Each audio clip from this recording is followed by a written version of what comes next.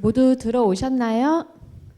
네, 그럼 여기 교수님들 자리 앉아주시면 저희 Q&A 시간 진행하도록 하겠습니다.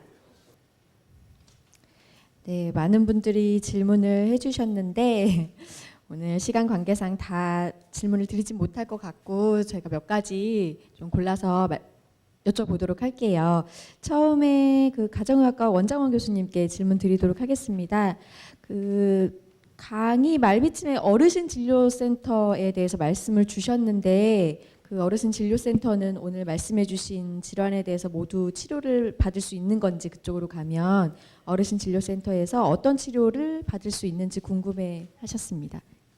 네, 어르신 진료센터라고 있는데요. 만약 거기서 모든 질환을 치료한다고 그러면 말이 안 맞고요. 또 그런 얘기를 했다가 여기 있는 선생님들 다 제가 몰매봤습니다. 그러니까 저희는 뭐냐면 중요한 거는 아까도 말씀드렸지만은 이 사실 그냥 뭐 노인이라고 뭐가 다르냐 생각하지만은 분명히 그러니까 어르신들의 그 문제가 있을 때 그 원인도 그냥 보통 생각하는 거랑 다른 것들이 많고 또 하나가 아니라 여러 가지 문제가 복합적으로 나타나는 경우가 많기 때문에 그거를 이해하고 그걸 포괄적으로 접근하고 진단하고 그래서 또 치료할 부분은 치료하고 또 보낼 거는 다른 과에 우리 좋은 선생님들한테 보내드리고 또 가능하면 이제 같이 협진을 통해서 환자분을 멀리 움직이지 않고 그 공간 내에서 치료할 수 있도록 뭐 재활의학과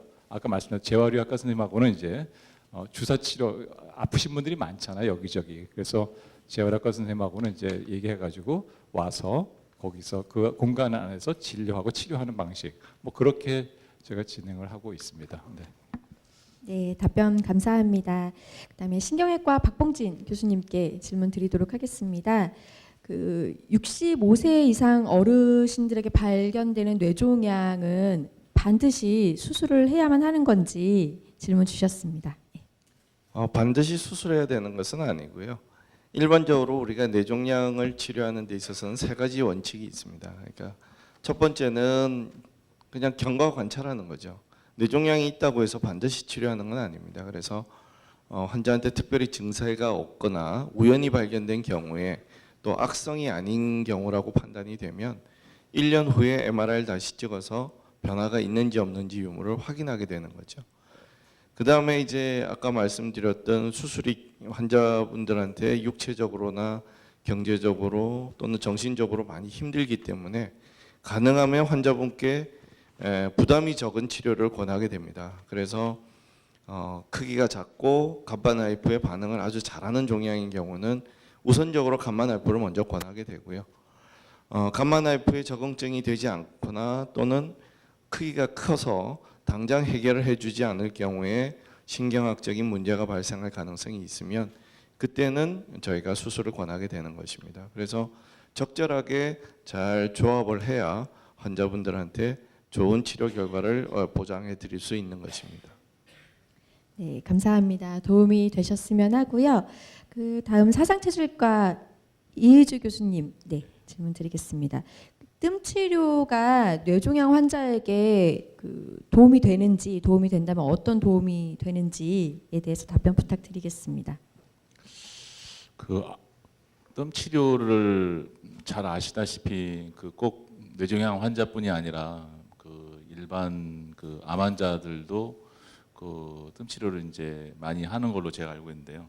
보통 뜸이 그 침을 놓는 자리에다가 이렇게 그 뜸을 올려놓고 경락을 자극하는 의미하고 이제 약물에 대한 작용 두 가지로 이렇게 나눠져 있어요. 보통은 그 경락을 자극한다라고 하면은 그 안에 있는 기혈 순환을 도와줘서 그 질병을 어떤 치료하고 또 예방을 하는 그런 의미가 많이 있습니다. 그래서 보통 혈액 그 주위에 있는 그 혈액 순환을 개선하거나 또는 면역력을 강화하는 그런 목적으로 그 뜸 치료를 많이 하는데요. 그 부위나 또는 크기 또는 그 종양에 대한 어떤 특성 그런 거를 고려해서 그 전문의하고 상의하셔가지고 시행을 하시면은 좋지 않을까 이렇게 생각이 듭니다. 네, 감사합니다. 정신건강의학과 백종호 교수님 질문 드리겠습니다. 그 강연하실 때 신체 질환과 우울증의 연관성에 대해서 말씀을 주셨는데 예를 들어 뭐 신체 질환으로 인해서 발병한 뭐 우울증인 경우에는 신체 질환을 먼저 잘 치료를 하면은 우울증을 특별히 더 뭐 약물 치료라든 걸 하지 않아도 개선이 되는지 아니면 병행 치료가 꼭 필요한 것인지에 대해서 질문 주셨습니다. 네, 사실 어떤 질환을 진단받고 또 이제 병 때문에 이제 통증이 있거나 생명을 위협받게 되면 이제 굉장히 큰 스트레스입니다. 이런 스트레스를 받고 있는 상태가 전부 우울증은 아니고 대개는 이제 급성 스트레스 반응, 정상 반응이 많고요. 그다음에 이제 일부 적응 장애라 그래서 이 고통이 분명한데 그로 인해서 이제 투병을 할 의지를 갖기 힘들다든지 그다음에 좀 더 올바른 방법을 선택하는데 어려움을 겪거나 그다음에 이렇게 하면은 좀 더 나아질 수 있는 여러 가지 습관들이 있는데 하기 어렵거나 이럴 때를 또 이제 적응 장애 정도 이런 정도는 또 말씀하신 것처럼 이제 신체 질환이 좋아지면은 같이 좋아지는 경우가 훨씬 많고 일시적으로 지나가는 경우가 많은데 반면 이제 우울증이라고 할 수 있는 정도로 중등도 이상의 우울증인 경우에는 그게 환경만 좋아졌다고 또 바로 좋아지지 않는 경우도 많고 굉장히 오래가고 지속적이기 때문에 내가 한편은 우리나라에서 이제 우울증이 있는데 이런 전문적인 치료를 받지 않는 이유는 두 가지가 있습니다. 하나는 알고도 이런 어떤 편견 때문에 나보고 미쳤다 그러지 않을까 뭐 이런 오해 때문에 이제 받지 못하는 경우가 일부 있고요. 또 다른 한편에는 잘 몰라서인 경우가 있습니다. 그럴 때가 특히 이제 우울증과 신체 질환이 같이 있으면은 이렇게 신체 질환도 잘 안 낫고 예를 들어서 아까 보여드린 것처럼 심근경색 같은 혈관성 질환의 예후도 나빠지고 그다음에 예를 들어 옆에 있는 신경과에서 뇌졸중으로 재활 치료를 받는데 재활 치료를 열심히 할 의욕이 잘 생기지 않아서 회복이 더뎌지고 이런 것들이 반복되면 사실 가족 간의 갈등도 많이 생깁니다. 싸움이 납니다. 왜 그렇게 안 하려고 그러냐? 진작에 포기하냐? 설득을 하고 안 하다 보면 답답함, 벽 같은 걸 느끼게 되는데 이때 거꾸로 우울증이 아닌지 꼭 의심해 볼 필요가 있겠습니다. 네, 감사합니다. 이어서 한방신경정신과 조성훈 교수님께 질문 드릴게요. 그 정신과라고 하면 대부분 이제 양방 쪽을 많이 생각을 하시는데 한방신경정신과에서 또 발표를 해주셔서 궁금하신 것 같아요. 그 양방 치료랑 다르게 이런 그 노인성 우울증에 대해서 한방 치료가 가지는 특장점이 어떤 게 있을지에 대해서 질문 주셨습니다. 답변 부탁드릴게요. 저희는 아까 이제 그 설명드린 것처럼 저희가 그 일반적인 이제 침 치료, 한약 치료 외에 저희가 이제 그 생활 치료한 부분이 이제 기공 치료도 같이 합니다. 말씀처럼 그 명상과 이런 체조, 운동요법의 그런 결합 요소는 기공뿐만 아니라 기본적으로 이제 마음을 다스릴 수 있는 이제 명상요법도 이제 같이 하고 있습니다. 그것이 저희가 지금 우리 한방 치료의 이제 특장점이라고 할 수 있고요. 그것이 이제 생활에 그리고 이제 마음가짐 그리고 이제 마음 다스림에 도움되는 이제 장점이 있을 거라고 생각됩니다. 네, 감사합니다. 도움이 되셨으면 하고요. 신경과 신채원 교수님, 그 아까 팥빙수병이라고도 말씀을 해주셨는데 그 파킨슨 병을 예방할 수 있는 방법이 있나요? 사실 제 그 발표 자리는 별로 이야기 안 했는데 다른 교수님께서도 좀 좋은 말씀 너무 많이 해주셨습니다. 그래서 그 사실 노인성 질환, 특히 신경퇴행성 질환들은 되게 비슷하게 같이 흘러가는 모습들이 많아서 예방하는 방법들이 되게 비슷합니다. 그래서 아까 이진상 교수님도 말씀해 주셨지만은 진사대천명 이런 식으로 규칙적으로 운동을 하고 규칙적인 식사를 하고 몸에 해로운 술이나 담배는 끊고 이렇게 하는 게 가장 기본이 되어야겠고요. 파킨슨병의 특징적으로 이제 예방할 수 있는 뭔가가 없느냐? 사실 이제 역학적으로 보면은 연구적으로 보면은 이제 몇몇 물질들이나 예를 들어서 뭐 농약에 그러니까 농약을 드셨다든가 아니면은 우물물을 많이 드셨다든가 이런 게 있으면은 파킨슨병이 늘어난다고 알려져 있습니다만은 사실 여기 오신 분들 중에 우물물 마시고 사시는 분도 없을까 생각이 들고 사실은 뭐 거기서 나온 것들은 그렇게 크게 임상적으로 적용하기 어려운 것들이 많아서 보통 말씀을 드릴 때는 건강한 식사하시고 채소를 많이 드시고 고기는 좀 줄이시는 게 좋습니다. 너무 지방이 많지 않게 드시고 그렇게 하시는 게 예방에 가장 큰 도움이 됩니다. 네, 감사합니다. 이진상 교수님, 그 치매의 종류 말씀을 주셨는데 뭐 대부분을 차지하는 건 아니지만 혈관성 치매에 대해서도 좀 궁금해하시는 것 같아요. 혈관성 치매란 어떤 것인지 이제 혈관이 막혀서 질문 주신 대로 그대로 말씀을 드리면 혈관이 막혀서 걸리는 건지 그래서 혈관 관리만 잘 한다면 혈관성 치매를 예방을 할 수 있는지 구체적으로 뭐 아스피린이나 기네신 같은 것들을 먹는 사람들은 좀 도움이 되는지에 대해서 질문 주셨습니다. 예, 혈관성 치매는 뭐 크게 한 또 세 종류로 나눕니다. 큰 혈관이 갑자기 팍 막힌 다음에 인지 기능이 확 떨어지는 그런 거가 있고, 또 아주 작은 혈관이 급성으로 기억력을 이제 관련하는 기억력에 연관이 있는 그런 회로에 조그만 혈관이 탁 막혔을 때 또 급성으로 이렇게 확 치매처럼 상태가 되는 경우가 있습니다. 그리고 세 번째는 아주 작은 혈관들이 뇌 안에 반복적으로 여러 군데가 싹 막혀가기 시작하면은 그게 이제 우리가 피지라 혈관성 치매라는 그런 용어를 써가지고 굉장히 그런 분들 뇌 사진을 촬영을 해보면 뇌가 하얗게 변성이 돼 있거든요. 일단 그런 크게는 한 세 가지 종류의 이제 그런 종류가 있는데 아까 말씀하신 아스피린이나 플라빅스, 뭐 기넥신 말씀하신 그런 부분을 통해 가지고 작은 혈관이 더 이상 막히지 않게 하는 것이 혈관성 치매 증상의 예방에는 도움이 된다고는 알려져 있습니다. 근데 그것보다 더 중요한 것은 그런 작은 혈관 아니면 큰 혈관이 막히는 원인 자체가 고혈압, 당뇨, 고지혈증 이런 3고라고 아까 말씀드렸지 않습니까? 그래서 그런 부분을 정말 잘 관리하면은 추가적인 손상을 막을 수가 있고, 만약에 정말 그런 혈관성 치매에서 혈관 막힌 것만 뇌 안에 있다면은 증상이 더 나빠지지 않는 것에는 분명한 도움이 되는 것으로 알려져 있습니다. 네, 도움이 되셨나요? 그 적어주신 질문에서는 이의주 교수님께 마지막으로 질문 드리고 지금 현장에 계신 분들께 직접 질문 받아보도록 하겠습니다. 좀 체력적으로 약하신 허약한 어르신들에게 특별히 좋은 한방 치료가 있다면 무엇일까요? 네. 그 허약하다 하는 거하고 그 노쇠하다 뭐 이런 부분들이 그 우리나라뿐만 아니라 이제 일본에서도 그 노인의학에서 이제 많이 개념 정리를 했는데, 이제 그런 개념들 그 허약하다고 하는 게 좀 그 좋아질 수 있는 좀 이렇게 가역적인 변화를 포함되고 있어요. 그래서 그 노쇠하다고 하는 부분을 그 한방적으로 치료할 때 보통 그 장점이 뭐냐면 신체적인 어떤 증상도 병이죠. 병과 관련된 부분, 그리고 그분이 가지고 있는 어떤 체질적인 특성, 개인적인 특성이죠. 이런 부분들을 치료하는 부분에 있어서 좀 포괄적으로 치료를 한다라고 하는 부분이 좀 그 장점이 되지 않을까 생각이 들고요.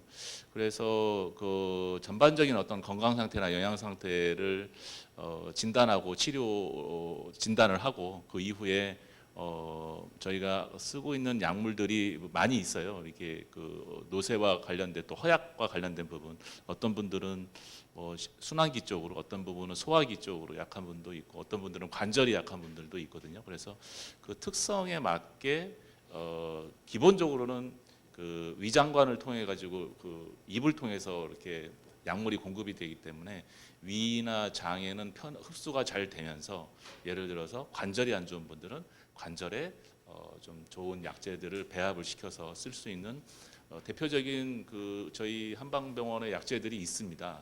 다 잘 아실 거라고 생각이 들고요. 와서 상담하시고 그 문의하시면은 아마 적합한 약물들이나 치료 방법을 좀 권해드릴 수 있지 않을까 생각이 듭니다. 네, 감사합니다. 그러면은 오늘 좀 현장에서 질문 한 두 분 정도 받도록 할게요. 예, 그 예, 마이크 받고 예, 질문해 주시기 바랍니다.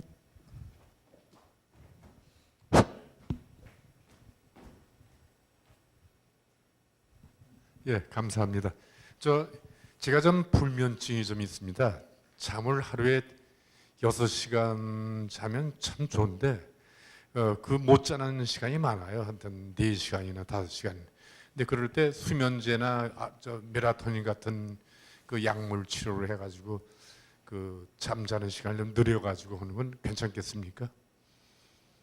또 그리고 잠자는 시간이 적은데 적게 되면 뭐 우울증도 관계 있고 또 뭐 그렇다고 그러는데 백정훈 교수님 좀 말씀 좀 해주세요. 네, 아유 뭐 고생 많으셨겠습니다. 근데 한편은 이 노화 과정에 따라서 일찍 자고 일찍 깨고 수면 시간이 줄어드는 게 한편은 어쩔 수 없는 과정이기도 합니다. 어느 정도는. 그래서 대개는 이제 우리 한 8시 전에는 늦게 주무시던 분들이 일찍 자고 새벽에 일찍 깨게 되고 수면 시간도 원래 7시간 자는 사람이 6시간, 5시간 자게 되고 또 수면의 질이 좀 떨어져서 자고 나서도 이제 개운하지 않고 이런 어려움을 가지고 계신 분들이 굉장히 많습니다. 근데 그럴 때 이제 고민이 됩니다. 말씀하신 대로 이게 잘 때 우리 뇌에 쌓여 있는 여러 가지 노폐물이 처리가 되고 뇌가 회복을 하니까 너무 못 자면 수면제를 먹고라도 자는 게 낫다라고 한편은 볼 수 있고 다른 한편은 근데 이제 그러다가 수면제를 시작해서 계속 늘어가지고 한 알, 두 알 하다가 이제 세 알, 네 알 못 끊으면 어쩌나 하는 또 두려움이 있는 것도 사실입니다. 그래서 그러면은 이제 어떻게 수면을 관리하는가에 이제 첫 번째로 중요한 거는 우리 뇌의 수면 센터는 잔 시간이 아니라 누워 있는 시간을 잔 걸로 계산합니다. 그래서 이제 밤에 못 자면 아무래도 낮에 피곤하니까 눕게 되는데 누운 거를 자는 걸로 치니까 억울하게도 밤에 잠은 더 안 오게 되거든요. 그래서 저희가 아주 극단적인로 행동 치료를 할 때는 입원을 시킨 다음에 침대에 줄을 이렇게 막아서 낮에 전혀 못 눕게 하면 되게 1, 2주가 지난 다음에 잠이 오기 시작합니다. 그래서 잠은 자려고 노력하려고 밤에 자려고 노력해서 되는 게 아니라 낮에 노력하는 게 제일 중요하다. 그러니까 눕지 않고 낮잠은 주무시더라도 30분 이내로 자는 게 좋고 아침부터 일어나서 좀 햇볕을 보고 움직이고 이 외에 뭐 커피 안 드시고 이런 것들은 대부분 안 하고 계시고요. 이런 습관을 수면에 도움을 되는 습관을 가지는 게 좋고 지금 정확하게 알고 계신데 요즘에는 이제 멜라토닌이 또 많이 쓰고 있습니다. 왜냐하면 멜라토닌 장기간 복용에도 별다른 부작용이 없이 그런 수면 주기를 조절하는 효과가 있기 때문에 우리 몸에서 합성되는 호르몬이고요. 그래서 이제 최근에는 멜라토닌을 노인 우울증에 많이 사용하고 있습니다.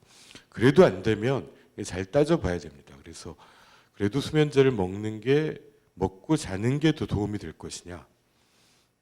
그러면서도 또 수면 주기가 돌아오면 최대한 또 수면제의 양을 줄여보고 이런 노력의 과정을 같이 해나가는 것 같습니다.